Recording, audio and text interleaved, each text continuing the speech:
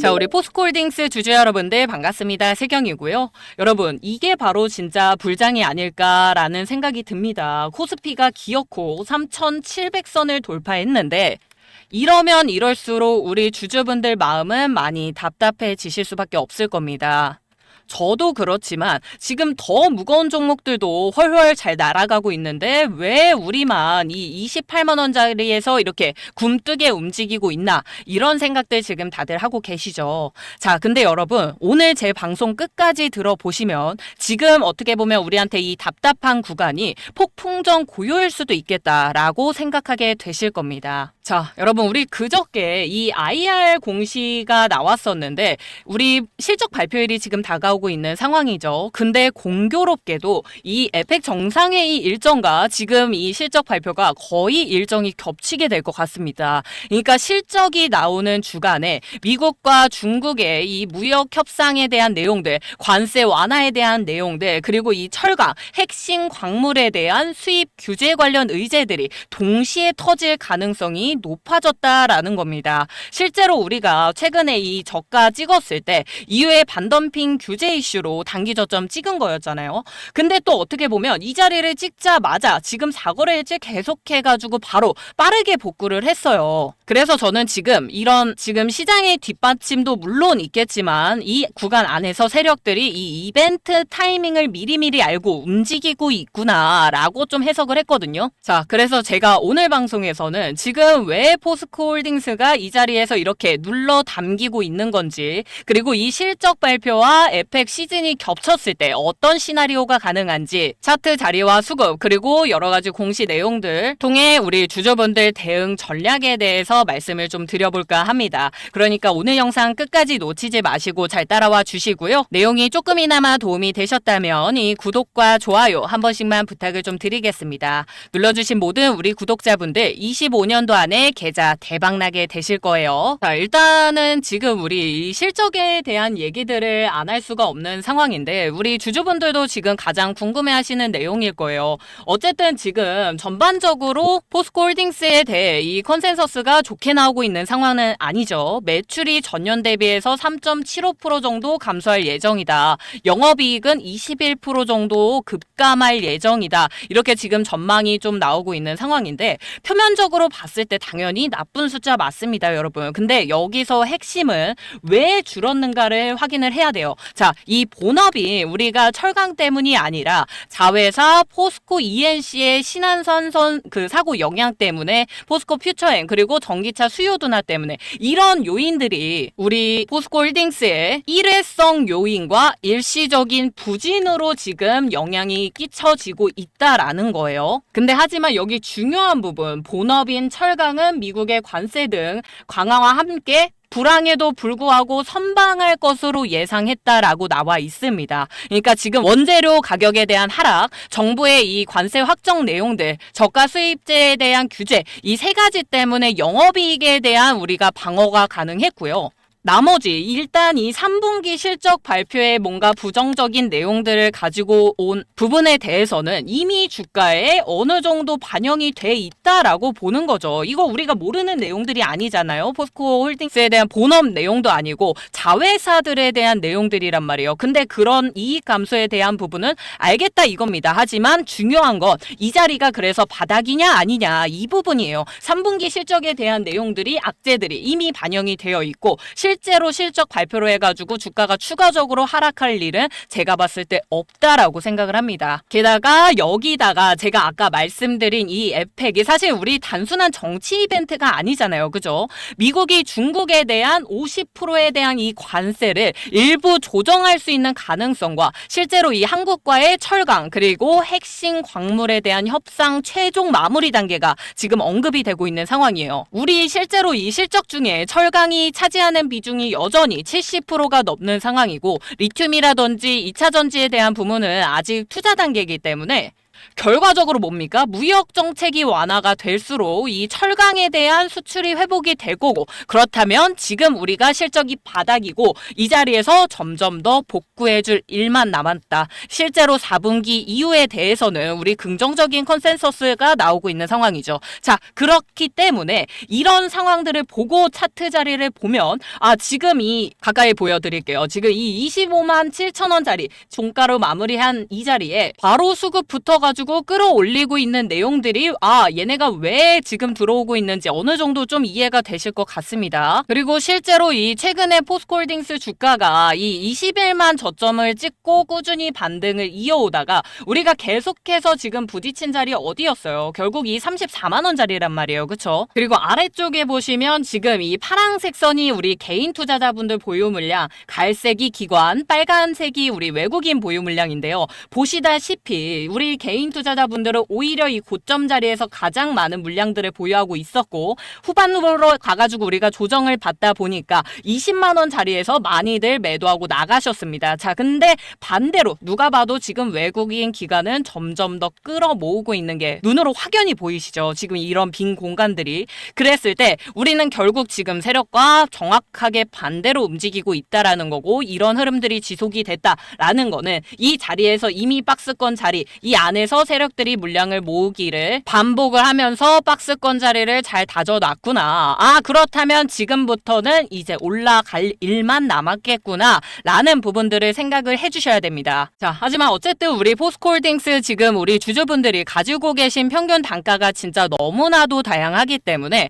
위에 있는 번호 010-7183-8706번 제 개인 번호입니다. 위에 번호로 대응이라고 두 글자 보내주시면요, 지금 자리에서 우리 각자 주주분들에 맞는 매수 매도 타점 제가 직접 잡아드리도록 하겠습니다. 말을 좀 더듬네요. 여러분, 지금 이 세력들의 시선에서 봤을 때 포스코홀딩스는 명확하게 이 전환점을 준비하고 있는 자리가 맞습니다. 실제로 27만 원대는 우리 세력들이 매집한 구간일 가능성이 높고요. 그 위로 했을 때는 분할 진입의 완성 구간일 가능성이 높고요. 1차적으로 일단 우리가 잡아가야 되는 목표가를 정확하게 설정해 두시고 그 다음에 대응해 나가시는 게 현명하십니다. 일단은 우리가 30만 원 위로 목표가를 잡고 계시는 분들이 상당히 많이 계실 텐데, 사실상 그렇게 올라가기까지 하루 이틀 만에 완성이 되는 건 당연히 아니겠죠. 그럼 구간 내에서 세력들도 차익 실현을 하고 다시 한번 매수하고 이런 분할 매수, 분할 매도가 계속해서 반복이 될 거란 말이에요. 그렇다면 우리도 당연히 어느 정도 목표가에서 일부 매도하고 다시 한번 진입하고 이런 파동들을 읽어내는 게 지금은 너무너무 중요한 시점입니다. 그래서 지금 당장은 시장이 올라가는데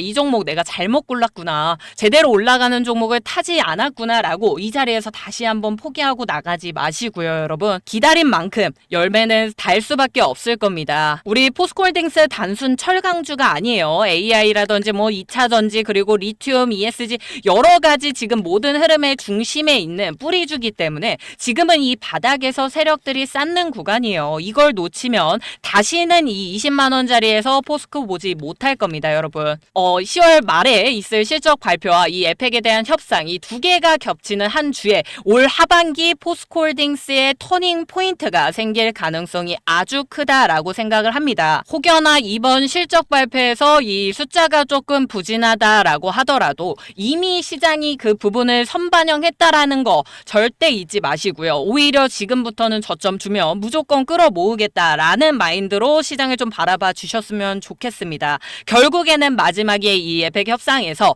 철강이라든지 광물 이런 완화 발언 조금만 비슷한 발언만 나와도 우리 분명히 폭발력 있는 반등이 가능한 자리이기 때문에, 그래서 지금 이렇게 세력들도 물량을 모아가고 있는 거예요. 저도 분명한 시그널을 확인을 했기 때문에 우리 주주분들한테 이렇게 자신 있게 말씀을 드리는 거니까 아무 걱정하지 마시고, 나는 이런 대응 전략이 좀 궁금하다 라고 하시는 우리 구독자분들께서는 위에 있는 번호 뭐라고요? 010-7183-8706번으로 대응이라고 두 글자만 보내주시면 될 것 같고요. 자, 우리 주주분들, 제가 또 어쨌든 지금 상황이 조금 답답하게 느껴지실 건 맞으시기 때문에 선물을 한 가지 또 준비를 해왔습니다. 지금 시장을 끌고 가고 있는 거, 지금 코스피 지수가 이렇게 올라올 수 있는 거 솔직히 말씀드리면 삼성전자라든지 SK하이닉스 같은 반도체 주들의 힘이다 라고 제가 부정할 수 없을 것 같아요. 자, 그래서 우리가 지금 삼성전자라든지 SK하이닉스 지금이라도 매수해야 되는 겁니까? 라는 질문에는 저는 아니요 라고 답변을 해드려요. 왜냐? 앞으로 얘네가 빠질 거여서요. 이게 아니고요. 26년도에도 반도체 계속해서 우상향하게 될 겁니다. 하지만 지금 자리에서 들어가서 우리가 먹을 수 있는 한계가 20% 내지 30% 정도겠죠. 자, 이게 아니라 자, 그러면 반도체 관련주 중에서도 우리가 지금 들어가도 늦지 않았고 최소 100% 이상을 가져갈 수 있는 종목으로 제가 제공을 해드려야겠죠. 자, 그래서 지금부터 딱 선착순 10분에게만 여기까지 영상 시청해 주신 우리 구독자분들의 한해서만 제가 제공을 해드릴 겁니다. 자, 제가 준비해온 선물 뭐냐면요. 현재 국내 시장에서 이 반도체를 빼고 우리가 말을 할 수가 없는 상황이죠. 그래서 우리 삼성전자라든지 SK하이닉스 같은 종목들이 이미 이 AI랑 HBM에 대한 기대감으로 주가가 1차 반영이 되어 있어요. 그래서 얘네가 지금 일단은 차익 실현 구간이라든지 단기 조정 구간이 나온다라고 했을 때 그러면 반도체 섹터가 아예 죽어버릴 것이냐? 당연히 아니겠죠. 애초에 우리 삼성전자랑 SK하이닉스가 올라올 수 있었던 이유, 예전과는 다른 흐름인 이유가 뭡니까? 최근에 이 HBM에 대한 시장들이 폭발적으로 커지고 있는 상황 때문인 건데 전 세계적으로 AI 데이터 센터라든지 아니면 뭐 클라우드, 전력 반도체에 대한 수요가 동시에 폭증을 하고 있잖아요. 그죠? 자, 그러면 우리 삼성전자랑 SK하이닉스 입장에서는 어떻게 해야 됩니까? 좋다 그래. 공장을 더 짓자. 우리 HBM 생산 라인을 늘리자라는 흐름들이 나올 수밖에 없다는 거예요. 그러니까 수요가 많으면 증설을 안 할 수가 없다라는 거죠. 자, 근데 여러분 생각을 해볼게요. 우리 공장을 짓는다는 게 그냥 땅만 사가지고 건물을 올리는 겁니까? 아니겠죠. 그 안에 들어가는 한 줄 한 줄의 공정마다 이 장비가 다 들어가야 돼요. 그죠? 그래서 뭐 식각 장비라든지 세정 장비, 노광 장비 여러 가지 이 모든 장비를 납품하는 기업들이 어디냐? 바로 이 소부장 업체들이다 이겁니다. 그러면 우리가 첫 번째 파동은 이 기대감으로 해가지고 대형주가 먼저 달렸어요. 그러면 두 번째 파동 어디서 나오겠습니까? 실제 이 증설 그리고 발주가 나오는 이 소부장들이 실적을 터트리는 구간들이 당연히 그 2차 파동이 이어질 수밖에 없는 구간이겠죠. 그리고 이미 그 움직임이 시작이 되고 있습니다. 이거는 제가 차트를 보면서 조금 더 자세히 말씀을 드릴게요. 자, 소부장 말 그대로 소재 섹터와 부품 섹터, 장비 섹터거든요.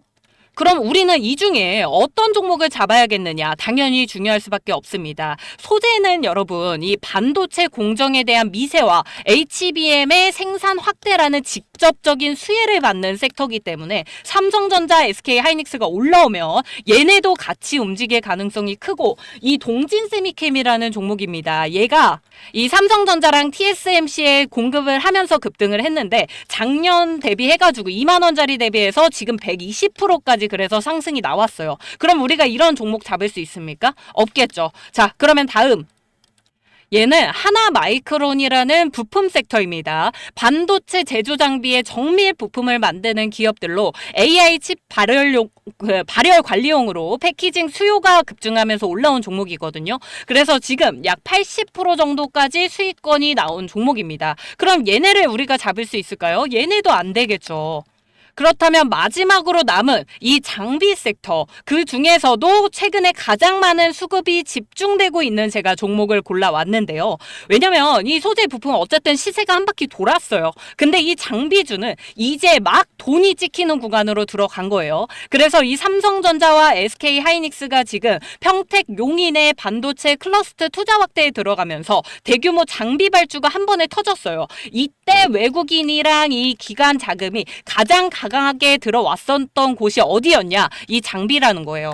그래서 그 종목들 중에서도 아직 본격적으로 시세를 못 낸 저평가 구간에 머물러 있는 종목들을 우리가 잡아야 되는데 이 차트만 딱 봤을 때 여러분 이미 이 박스권 돌파를 지금 시도를 했고 이미 다 올라온 종목 아니냐라고 우리 주주분들이 보실 수 있어요. 이게 무슨 저평가주냐라고 하실 수 있는데, 근데 중요한 거는 여러분, 이 반도체가 이미 수급이 돈 지 지금 한 달이 넘었어요. 그죠? 그러면 당연히 어느 정도 돌파 구간이 있어야 돼요. 그래야 적어도 이 박스권은 돌파를 해줘야지 진짜 대장주 역할을 할 수 있는 거고, 이전 고점에서는 윗꼬리가 길어지는 반면에 지금 현재 올라가는 자리에서 오히려 아랫꼬리가 길어지고 있는 모습들 확인 가능하실 겁니다.